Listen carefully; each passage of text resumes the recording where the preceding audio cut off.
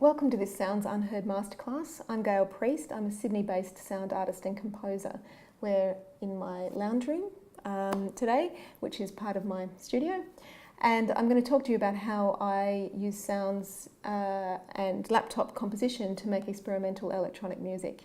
I'm going to, in particular, talk about how I use real-world sounds, figurative sounds, and combine them with abstract synthesized elements in order to make an immersive experience for the listener and to get them to start to question what this very act of listening is. This masterclass is going to be in two parts. First, I'll give a bit of background about myself, and then I'll do a quick bit of history about experimental practice in the 20th century and how this has informed my practice and other experimental artists like myself. And then I'll get to some practical work. I'll show you some background files of how I use Ableton Live for composition and also as a live performance tool. So I started out actually as an actor.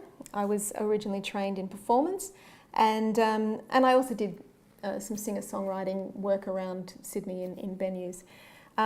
Through my own experimental performance practice, I was wanting to make more adventurous and original sound designs, but at that stage, I didn't have the skills to do this.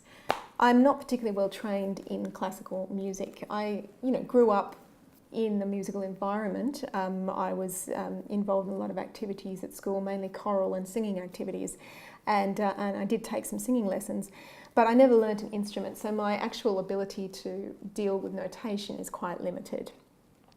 However, in the mid-90s, I had the opportunity to do a graphic design course, and this introduced me to computer technology and software, and through that I very quickly found sound-based software, and a whole world opened up to me. I could do home recording, I could do multi-tracking, I could now start to make these kind of grand sound designs that I had dreamt of. And initially I was just working in performance with sound design.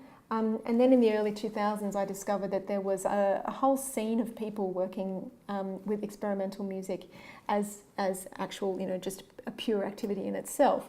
And these were in small warehouses and galleries and things like that. And what amazed me was the kind of attentiveness of the audiences at these events. People were really wanting to listen in a very deep and engaged way. And so I started to participate in this scene first as a writer. I started, documenting the scene and writing about it for real time, and then got brave enough to start performing in it. And then I've also moved on to curating things myself.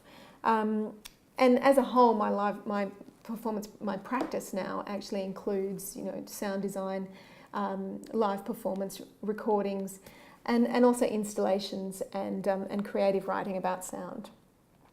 So basically I'm self-taught, and I think this feeds into my interest in experimentalism. Basically the way that I have always learnt how to use these things, these forms of technology, has been through experimenting. So this talk doesn't seem too talky early on. I'm just going to show you a little video clip of a recent performance that I did at the Now Festival, which is a festival of spontaneous and improvised music. And you can get a little bit of a background about what I do before I talk about it some more.